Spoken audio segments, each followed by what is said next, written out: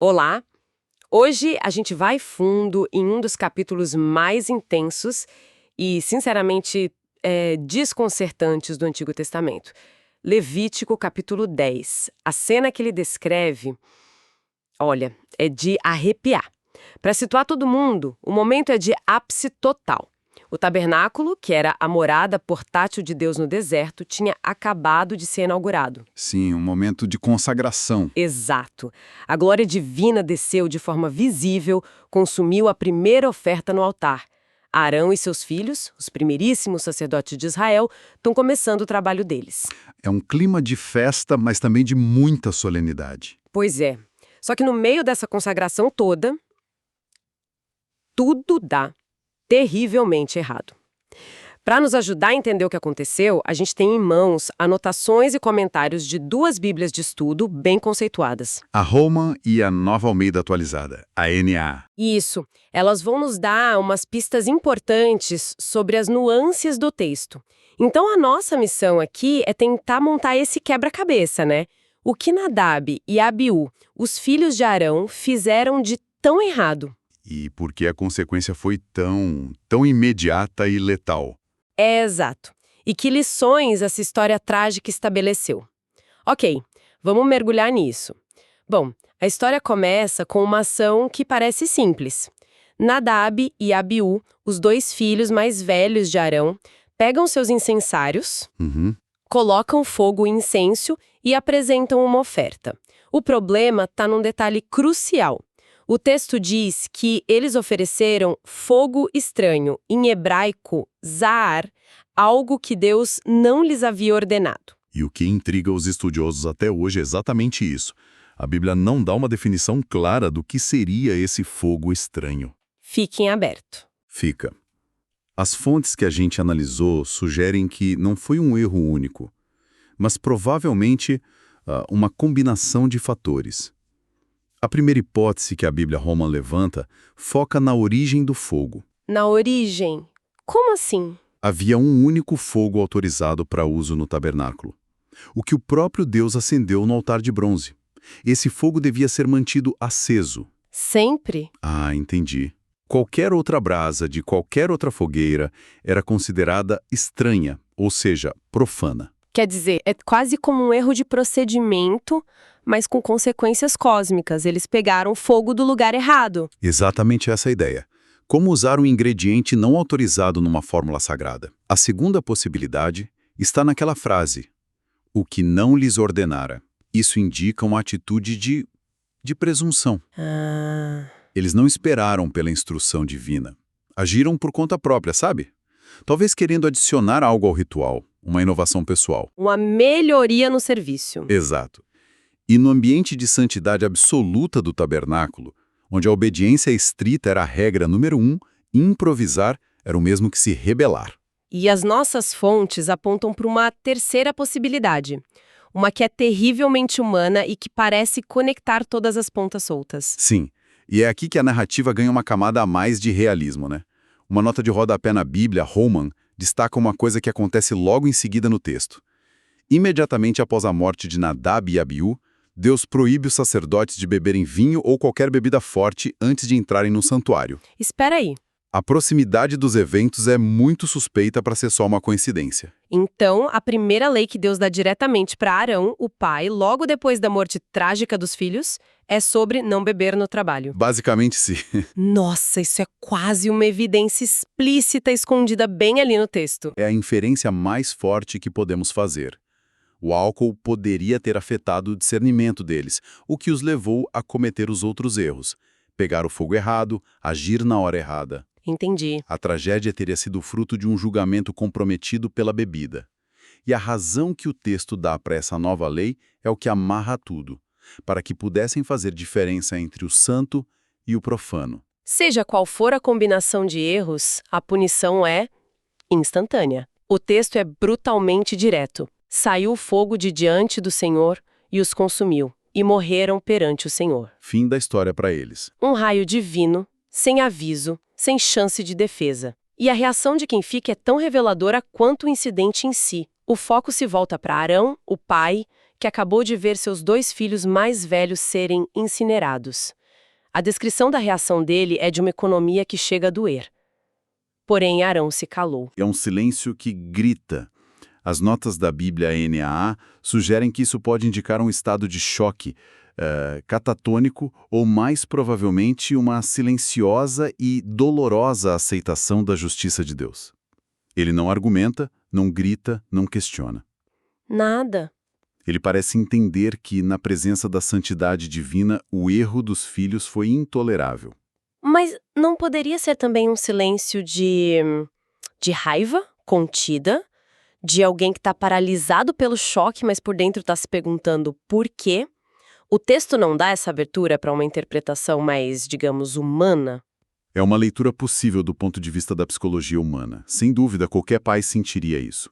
Mas o contexto imediato com a resposta do Moisés direciona a interpretação para a lição teológica que está sendo ensinada ali. Ah, sim. Moisés se vira para Arão e, em vez de oferecer um abraço, ele oferece uma interpretação divina do que aconteceu. Ele diz: "Isto é o que o Senhor disse. Mostrarei a minha santidade naqueles que se aproximam de mim." É uma frase de uma dureza inacreditável. Ele basicamente está dizendo: seus filhos viraram um exemplo público. Exato. A mensagem é que a proximidade com Deus não gera privilégios, mas uma responsabilidade ainda maior. A santidade de Deus precisava ser demonstrada, e os próprios ministros do culto foram usados para provar esse ponto da forma mais severa possível. O evento deixa de ser uma tragédia familiar E se torna uma aula magna sobre reverência. e as ordens que vêm a seguir só reforçam essa dureza. Moisés chama primos para removerem os corpos, e a ordem para Arão e seus filhos restantes, Eleazar e Itamar, é de gelar o sangue. Eles estão proibidos de fazer luto. Proibidos. A ordem é explícita. Não deixem os cabelos sem pentear, nem rasguem as suas roupas. O que era o exato oposto de todos os costumes de luto da época, né? Rasgar as vestes, desgrenhar os cabelos era a forma social de expressar a dor. Claro! Proibi-los disso era desumano, mas tinha um propósito teológico muito claro. O dever sacerdotal deles com Deus e com a comunidade era mais importante que a dor pessoal. Eles estavam ungidos. Entendi. Se eles demonstrassem luto, poderiam dar a entender que estavam protestando contra a decisão de Deus, ou que o serviço sagrado poderia ser interrompido por questões pessoais. E a razão que Moisés dá é aterrorizante, para que vocês não morram, nem venha grande ira sobre toda a congregação. Então, a dor deles era secundária à responsabilidade coletiva, uma ideia bem difícil de digerir. Muito. E no meio dessa tensão toda, algo notável acontece. Deus meio que contorna Moisés. Sim, e isso é raríssimo nos primeiros livros da Bíblia. Deus fala diretamente com Arão. Uau! É como se, no ponto mais baixo da vida de Arão, humilhado, enlutado, silenciado, Deus estivesse publicamente reafirmando a posição dele como sumo sacerdote e, ao mesmo tempo, entregando a lição mais direta que sai dessa tragédia. E aí aqui ele estabelece a lei sobre a sobriedade que a gente já mencionou. Exatamente. Então, essa lei não é só uma regra prática, é também um ato de validação de Arão, mesmo depois da falha catastrófica da família dele. É uma boa leitura, sim. Mas o drama do dia ainda não tinha acabado. O capítulo termina com mais um conflito. Exato. Quando a poeira parece estar baixando, Moisés percebe outra falha ritual. Havia uma oferta específica pelo pecado da congregação, um bode. O procedimento correto exigia que os sacerdotes comessem uma porção da carne desse animal num lugar sagrado. Certo. Mas Moisés descobre que Eleazar e Itamar, os filhos sobreviventes, não comeram. Em vez disso, queimaram a oferta inteira. E Moisés fica furioso. Do ponto de vista dele, é inacreditável, né? Totalmente. Depois de ver Nadab e Abiú morrerem por um erro ritual, os irmãos cometem outro no mesmo dia. Ele os confronta irritado. Por que vocês não comeram a oferta pelo pecado? A reação dele é totalmente compreensível. Ele está tentando zelosamente evitar outra catástrofe. Mas o ato de comer a carne não era um simples lanche. Era um ritual simbólico profundo. Tinha um significado maior. Muito maior. Ao comerem, Os sacerdotes estavam, de certa forma, carregando a culpa do povo para espiá-la. Era um dever pesado, que exigia uma condição espiritual adequada. E é aí que Arão, que tinha ficado em silêncio o capítulo inteiro, finalmente fala. E é para defender os filhos que lhe restaram. A resposta dele para Moisés é comovente. Muito. Ele diz, em outras palavras, Moisés, olha o que aconteceu comigo hoje. Meus filhos ofereceram sacrifícios e, mesmo assim, essa tragédia se abateu sobre nós. Você realmente acha que Deus ficaria satisfeito se eu, nesse estado de luto e angústia, sentasse para comer a carne sagrada da oferta pelo pecado? É um apelo à razão e à compaixão. Arão argumenta que seu estado emocional e espiritual o tornava impróprio para aquele ato específico. Realizar um ritual de comunhão e expiação com o coração devastado pela dor não seria apenas hipócrita. Poderia ser, em si, uma profanação. Ele está sugerindo que a condição do coração do adorador importa tanto quanto a execução correta da regra. E o mais incrível é a reação de Moisés. Depois de ser o porta-voz da justiça inflexível de Deus no início do capítulo, ele ouve o argumento de Arão. E o texto diz que ele deu-se por satisfeito. Ele aceita, ele cede. Ele cede. É uma virada de 180 graus. O capítulo começa com uma punição divina inflexível e imediata, por uma desobediência ritual.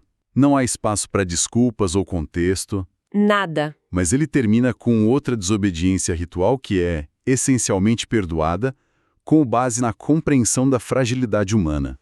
Nossa. Moisés demonstra um discernimento que vai além da letra da lei.